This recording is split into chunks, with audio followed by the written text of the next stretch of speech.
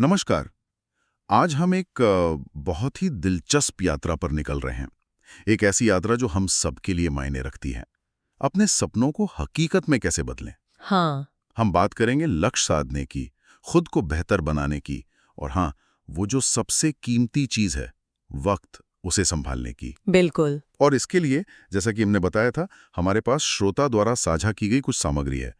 इसमें सुभाष जायसवाल के विचार भी शामिल हैं। हाँ, और हमारा मकसद मतलब इस बातचीत का मिशन यही है कि इन विचारों की गहराई में उतरें, देखें कि इसमें सबसे कारगर नुस्खे क्या हैं, क्या सोच है, सही। ताकि ये समझा जा सके कि भाई जो चाहा है उस तक पहुंचने का रास्ता कैसे बने और अपनी जो अंदर की ताकत है उसका पूरा इस्तेमाल कैसे हो। बिल्कुल, क्योंकि अक्सर ऐसा होता है ना, हम जानते तो हैं कि हमें क्या चाहिए शायद, पर वहां तक पहुंचना, वो सफर, हाँ, वो मुश्किल लगता है।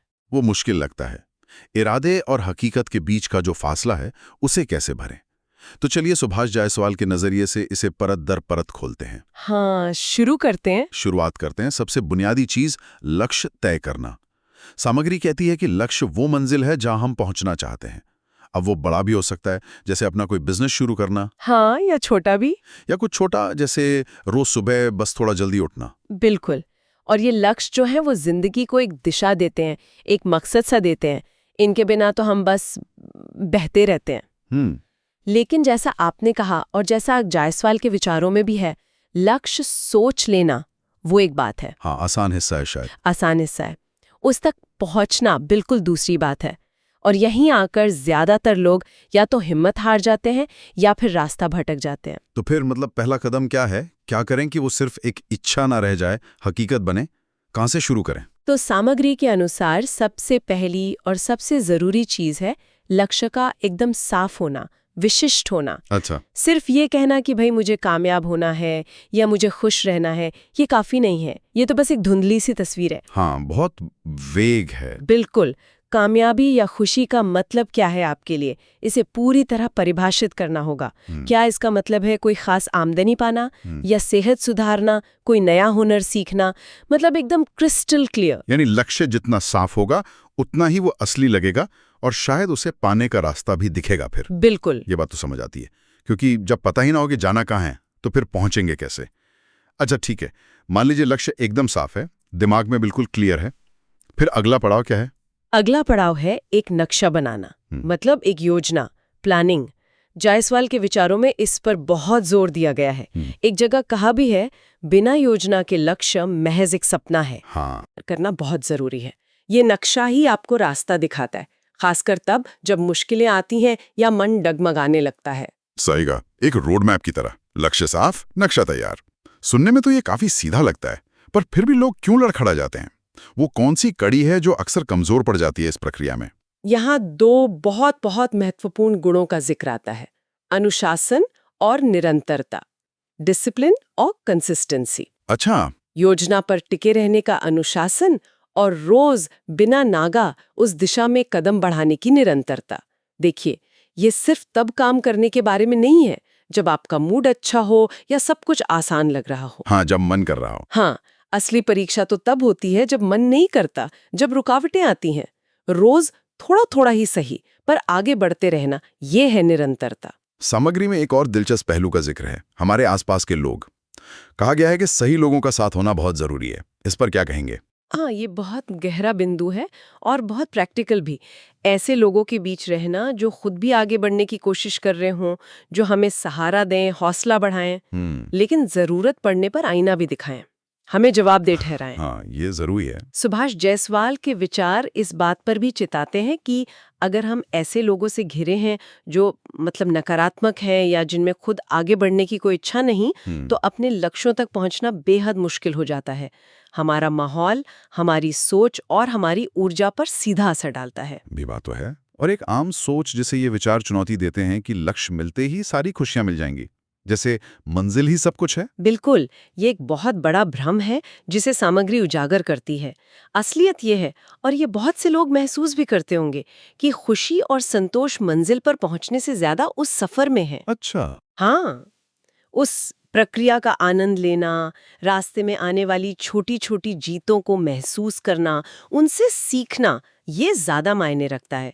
मंजिल तो एक पल है, सफर पूरी कहानी है, तो खुशी के लिए मंजिल का इंतजार क्यों करना? सफर को एंजॉय करना चाहिए। और अगर सफर में ठोकरें लगें, असफलता मिले तो, क्योंकि वो तो मिलती हैं अक्सर। तो उसे स्वीकार करना। जायसवाल के विचारों के अनुसार असफलता कोई अंत नहीं है, बल्कि सफर का एक जरूरी हिस्सा है। इसे सीखने का एक मौका समझना चाहिए। क्यों असफल हुए? क्या अलग किया जा सकता था? हर कामयाब इंसान ने कभी न कभी असफलता का स्वाद चखा है। फर्क इस बात से पड़ता है कि उन्होंने उस असफलता से सीखा क्या और उसके बाद किया क्या। मतलब हार मानकर बैठ गए या दोगुनी हिम्मत से फिर खड़े हुए। ये रवैया जरूरी है। तो कुल मिलाकर लक्ष्य पाने के लिए स्पष्टता चाहिए, योजना चाहिए, अनुशासन, निरंतरता, सही माहौल और असफलताओं को सीखने का नजरिया, ये सब अपनाना जरूरी है। अब यहीं से एक और जुड़ा हुआ विचार सामने आता है, खुद को चुनौती देना। बिल्कुल, ये लक्ष्य प्राप्ति से बहुत गहराई से जुड़ा है। सामग्री कहती है कि अपनी पूरी क्षमता को अनलॉक करने के लिए खुद को लगातार चुनौती देना अनिवार्य है। अब ये सुनने में शायद थोड़ा डराने वाला लगे। हाँ, क्यों? क्योंकि इसमें अपने आराम के दायरे से बाहर निकलना पड़ता है। वो जिसे अंग्रेजी में कंफर्ट जोन कहते हैं ना, हाँ। वो दायरा जहां हम एकदम सहज महसूस करते और कोई जोखिम नहीं लेना चाहते। चुनौती देने का मतलब है इस दायरे को तोड़ना और अपने डरों का सामना करना। लेकिन क्यों? कोई अपने आराम के दायरे से बाहर क्यों निकलना चाहेगा? मतलब आराम तो अच्छा लगता है, इसके फायदे क्या हैं? जायसवाल के विचारों के मुताबिक इसके कई गहरे फायदे हैं। सबसे पहला, और ये बहुत पावरफुल है, कि खुद को चुनौती देने से हमें अपनी असली काबिलियत का अंदाजा होता है। अच्छा। हाँ, हम अक्सर सोचते हैं कि हमारी सीमाएं क्या हैं, हम बस इतना ही कर सकते हैं। लेकिन जब तक हम खुद को उन सीमाओं के पार धकेलते नहीं, हमें पता ही नहीं चलता कि हम वाकई क्या कुछ कर सकते हैं। और यकीन मानिए, अक्सर हम अपनी सोच से कहीं ज्यादा काबिल निकलते हैं। हाँ, ये कुछ वैसा ही है जैसे जिम में वजन उठाना। जब तक आप थोड़ा ज्यादा वजन नहीं उठाते, मांसपेशियां मजबूत नहीं होती। एकदम सही उपमा दी आपने। बिल्कुल, जैसे मांसपेशियों को ताकतवर बनाने के लिए उन्हें चुनौती देनी पड़ती है, वैसे ही जिंदगी में आगे बढ़ने और खुद को बेहतर बनाने के लिए मानसिक और भावनात्मक चुनौतियों का सामना करना पड़ता है। अगर हम हमेशा वही करते रहेंगे जो आसान है, तो हम कभी विकसित नहीं होंगे, हम वहीं के वहीं रह जाएंगे। तो पहला फायदा हुआ अपनी छिपी हुई क्षमता को जानना और उसे विकसित करना। और क्या लाभ है इसके? दूसरा बड़ा फायदा है जीवन में गहरे संतोष और मकसद का एहसास। जब हम कुछ ऐसा कर गुजरते हैं जो हमें पहले नामुमकिन सा लगता था, तो उससे मिलने वाली खुशी और आत्मविश्वास का कोई मुकाबला नहीं। यह हमें उपलब्धि का एहसास कराता है और आगे और बड़ी चुनौतियों का सामना करने का हौसला देता है। और डर का क्या?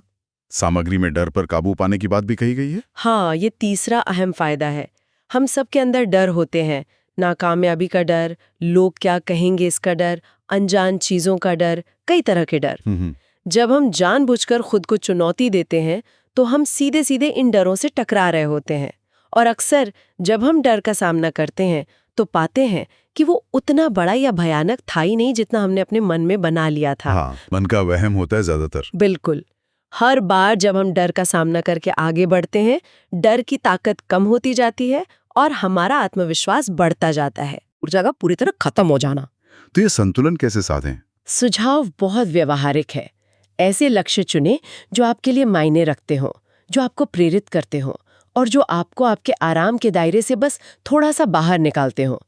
जरूरी नहीं कि हर चुनौती पहाड़ जैसी हो, छोटे छोटे कदम भी चुनौती हो सकते हैं। अच्छा, और फिर उन लक्ष्यों की तरफ बढ़ना धीरे धीरे? बिल्कुल।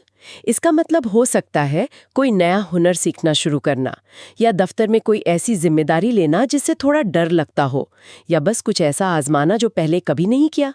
और हाँ, एक और बात, मदद मांगने में झिझकना नहीं।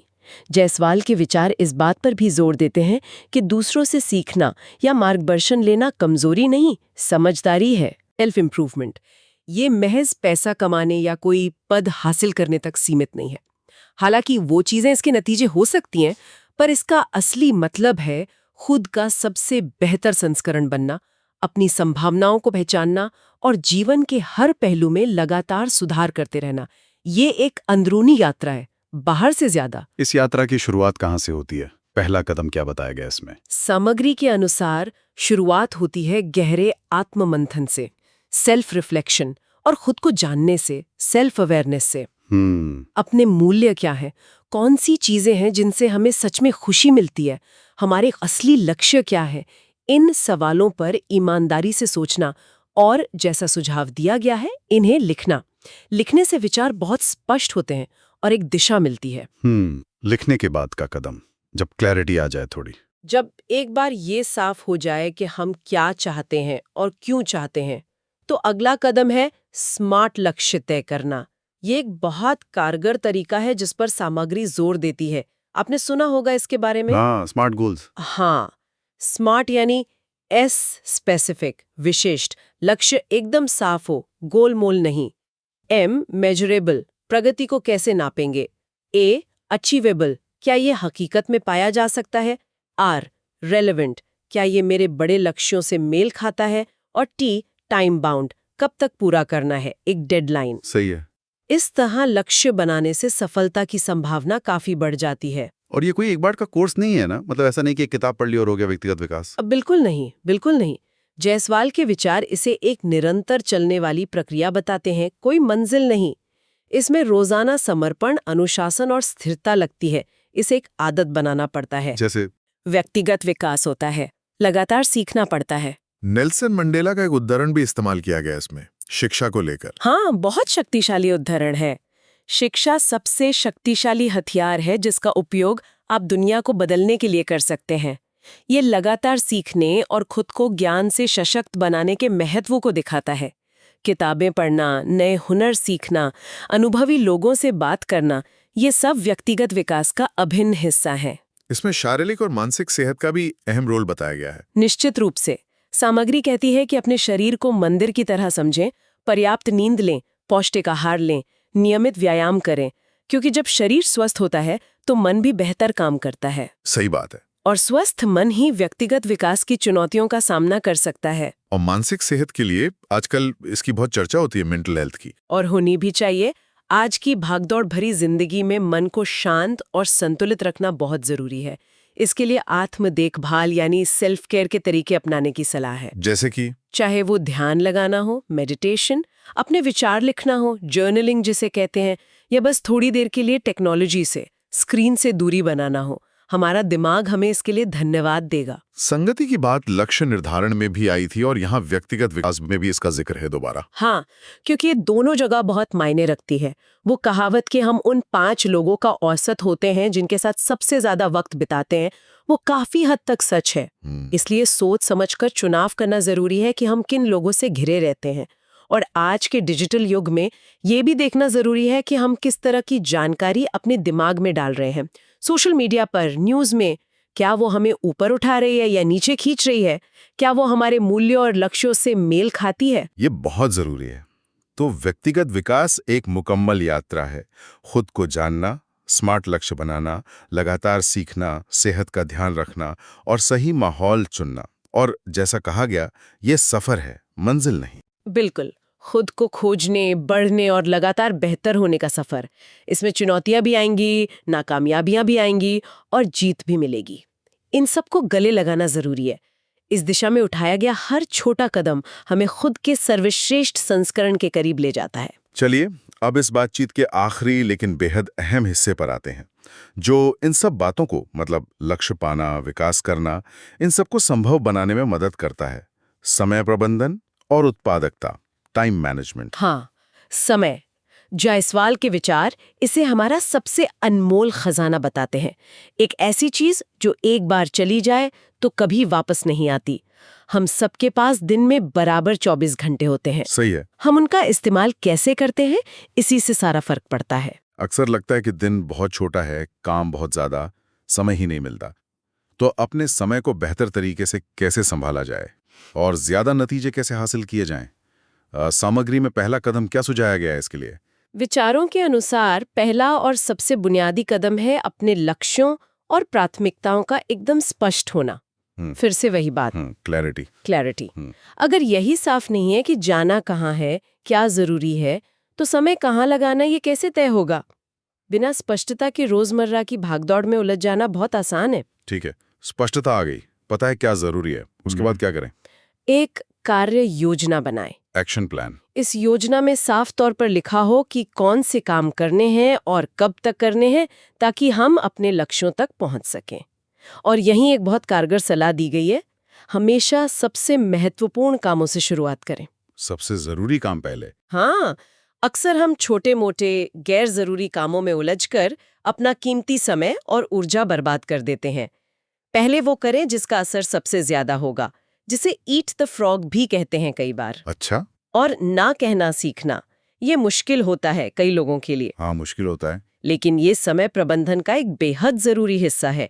हमें उन चीजों, उन अनुरोधों को ना कहना सीखना होगा जो हमारे लक्ष्यों और प्राथमिकताओं से मेल नहीं खाते। हर चीज के लिए हाँ कहने का मतलब है अपनी ऊर्जा और समय को बिखेर देना। ना कहना अपने जरूरी कामों के लिए जगह बनाना है। ठीक है, ये तो हुआ समय का प्रबंधन। अब बात करते हैं उत्पादकता की, प्रोडक्टिविटी की।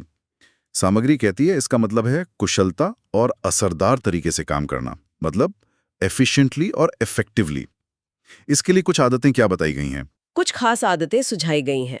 पहली, ध्यान भटकाने वाली चीजों को खत्म करना। Eliminate distractions. जैसे? सूचनाएं, फोन कॉल्स, इन पर लगाम लगाना जरूरी है। इनके लिए दिन में एक निश्चित समय तय करें ताकि बाकी समय आप अपने काम पर पूरा फोकस कर सकें। दूसरी आदत? कामों को प्राथमिकता देना। जैसा पहले कहा, सबसे जरूरी काम पहले। लेकिन एक और सुझाव है, बड़े कामों को छोटे, संभालने लायक हिस्सों में तोड़ना। Break down large tasks. अच्छा, चंक्स में। हाँ, छोटे टुकड़ों में। इससे काम डरावना नहीं लगता, फोकस बना रहता है और हर छोटा हिस्सा पूरा होने पर एक उपलब्धि का एहसास होता है जो आगे बढ़ने के लिए प्रेरित करता है। और बीच बीच में ब्रेक लेना, ये तो उल्टा नहीं लगता, उत्पादकता के खिलाफ? बिल्कुल नहीं। सामग्री के अनुसार छोटे ब्रेक लेना वास्तव में उत्पादकता बढ़ाता है। हमारे दिमाग को भी आराम और रिचार्ज होने के लिए समय चाहिए। लगातार घंटों काम करने से थकान और ऊब होती है, जिससे काम की गुणवत्ता गिरती है। छोटे स्ट्रैटेजिक ब्रेक ताजगी देते हैं। अच्छा, और चौथी आदत है काम सौंपना, यानी डेलीगेट करना। हाँ, यानी वो काम दूसरों को देना जिनमें हम शायद उतने माहिर नहीं हैं या जो हमारे मुख्य लक्ष्यों के लिए उतनी ज़रूरी नहीं है, पर करने तो हैं।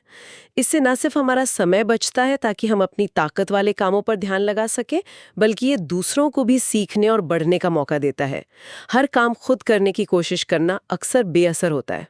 तो कुल मिलाकर समय प्रबंधन और उत्पादकता का मतलब हर पल व्यस्त रहना नहीं है, बस बिजी दिखना नहीं है। बिल्कुल नहीं, बिल्कुल नहीं। जायसवाल के विचारों का सार यही है, ये सिर्फ दौड़ते रहने के बारे में नहीं है, ये अपने समय को लेकर सजग और इरादतन होने के बारे में है। इंटेंशनल होना, अपने हर घंटे का इस्तेमाल इस तरह करना कि वो हमारे लक्ष्यों से जुड़ा हो और हमें हमारे सपनों के करीब ले जाए। ये गुणवत्ता के बारे में है, सिर्फ मात्रा के बारे में नहीं। तो सुभाष जायसवाल के इन विचारों से हमने आज कई अहम बातें समझी। लक्ष्य की स्पष्टता क्यों जरूरी है, खुद को चुनौती देने के क्या फायदे हैं, व्यक्तिगत विकास की यात्रा कैसे तय करें और अपने सबसे कीमती संसाधन यानी समय का समझदारी से इस्तेमाल कैसे करें। अगर निचोड़ निकालें तो मुख्य सबक हैं विशिष्ट लक्ष्य, योजना, अनुशासन, सही संगति, समझदारी भरी चुनौती, निरंतर सीखना और समय का प्रभावी प्रबंधन। हाँ, ये सभी बहुत शक्तिशाली रणनीतियां हैं और इन पर सिर्फ सोचने के अलावा, मतलब इनको लागू करने के बारे में सोचने के अलावा, श्रोता के लिए एक आखिरी विचार शायद मैं छोड़ना चाहूंगी। जरूर। इन सब बातों को जानने के बाद आज इसी पल वो कौन सा एक छोटा सा फौरन किया जा सकने वाला कदम है जो इस यात्रा को शुरू करने के लिए उठाया जा सकता है, चाहे वो कितना भी मामूली क्यों ना लगे। शायद सिर्फ 5 मिनट निकालकर अपने किसी एक लक्ष्य को स्मार्ट तरीके से लिखना, या अगले 1 घंटे के लिए अपना फोन साइलेंट पर रखना ताकि फोकस बना रहे। शुरुआत कहीं से भी हो सकती है, बस होनी चाहिए। ये सोचने वाली बात है। पहला कदम उठाना शायद सबसे अहम है, चाहे वो कितना ही छोटा क्यों न लगे। इस गहरी और बहुत ही व्यवहारिक बातचीत के लिए आपका बहुत बहुत धन्यवाद। धन्यवाद। उम्मीद है हमारे श्रोताओं को इन विचारों से प्रेरणा और एक नई दिशा मिलेगी।